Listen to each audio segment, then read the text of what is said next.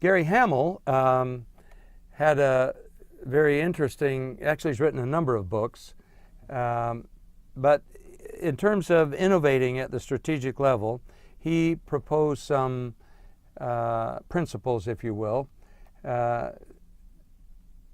Jim Collins called these big, hairy, audacious goals or unreasonable expectations. Again, based on a vision for where you see things moving in the future. Stretching your business definition, creating a cause, not a business. Now, I think this is important when we think about level 1, level 2, and level 3. Even if you're making drainage pipe or chips or whatever it might be, however mundane that may seem to you, if you can't convert that into something that people feel like they're making a contribution to society, you're probably not going to get them beyond the apathetic or the compliant buy-in scale. But if you can convince them that this is an essential element in the fabric of society, and you believe that, and you teach that, you can build a much higher level of motivation among your employees.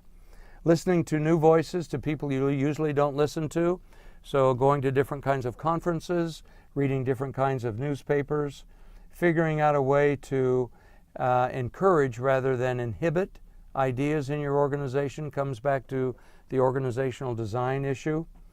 And then offering an open market so that you will apply resources to the best ideas, not just the ones that are closest to your own preference. Opening up your internal market for talent rather than seniority or other kinds of promotion criteria. And then lowering the costs of experimentation and making like a living cell divide and divide and divide, which is what Johnson & Johnson does. They believe that an organization should only be 250 or less.